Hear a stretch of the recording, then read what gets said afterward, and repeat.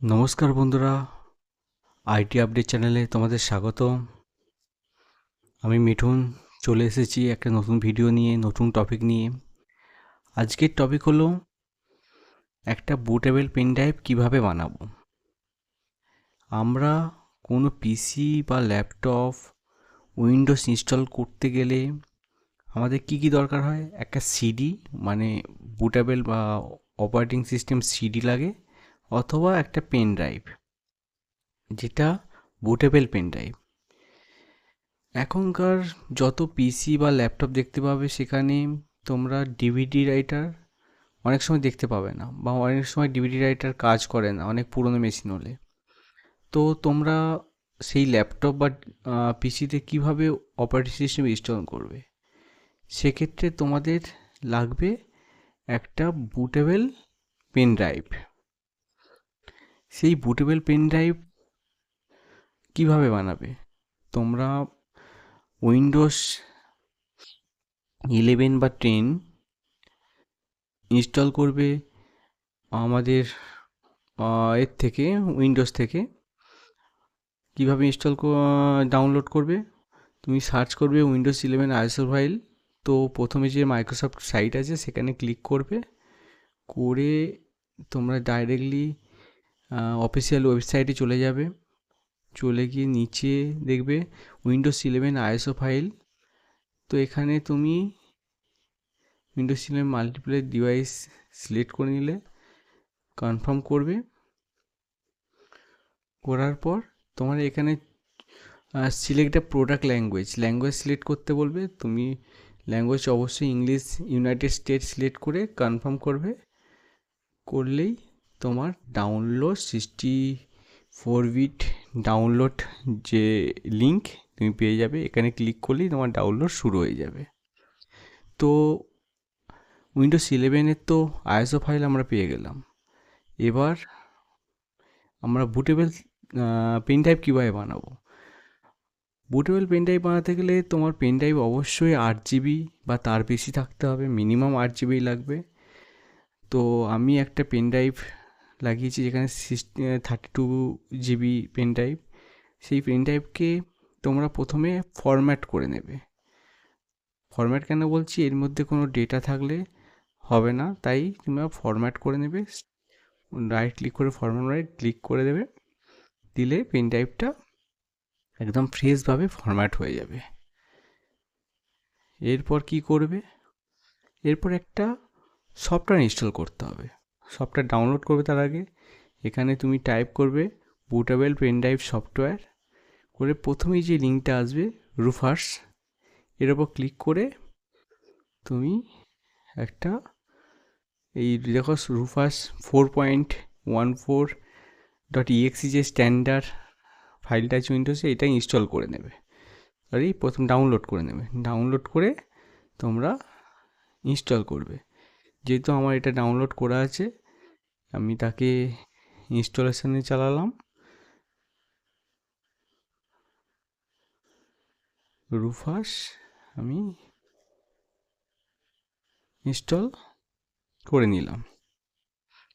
এর পরের স্টেপ কী আছে? এর পরের স্টেপ হচ্ছে এই পেন ড্রাইভটাকে সিলেক্ট করতে হবে। তো এখানে আমি পেন ড্রাইভ অবশ্যই শো করছি। এখানে দেখো ডিস্ক অর আইএসও ইমেজ। তো এখানে অনেক রকমের দেওয়া আছে।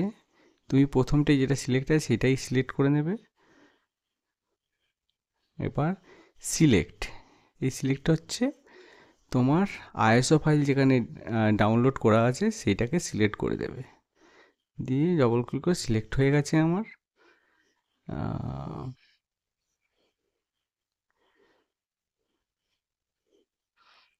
সিলেক্ট হয়ে গেছে। এখানে দেখো ভলিউম লেভেল দিয়েছে, এনটিএফএস, সে যাই হোক যাই থাক। আমরা স্টার্ট বটনে ক্লিক করলাম। তো স্টার্ট বাটন খুলে একটা উইন্ডোজ ওপেন হয়ে গেছে।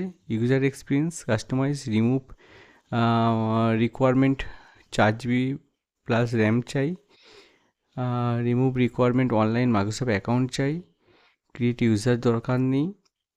বাকি যা আছে ওকে করে দাও, কোনো কিছু লাগবে না।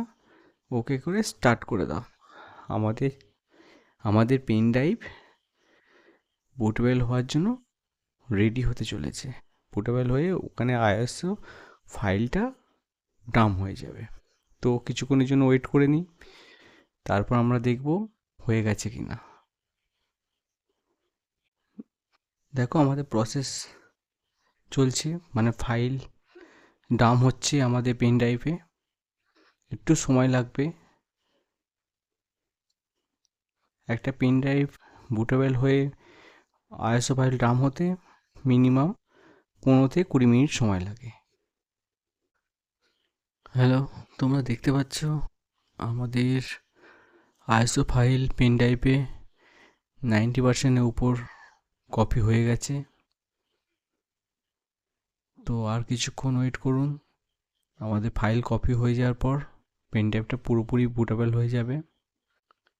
দেখতে পাচ্ছ আইএসও ফাইল আমাদের পেন ড্রাইভে প্রায় কপি কমপ্লিট হয়ে এসছে। 90-80% হয়ে গেছে, 99%।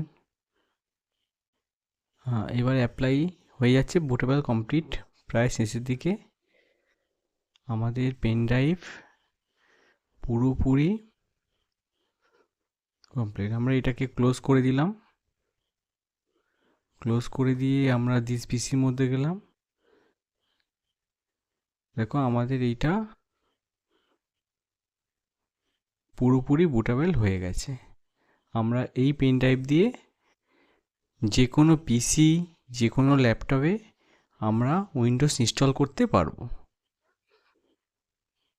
তো আমরা শিখে গেলাম কিভাবে একটা পেন ড্রাইভকে, নর্মাল পেন ড্রাইভকে আইএসও ফাইল দিয়ে বুটেবল করে সেইটা উইন্ডোজ ইনস্টলের জন্য কম্পাটেবল তৈরি করা।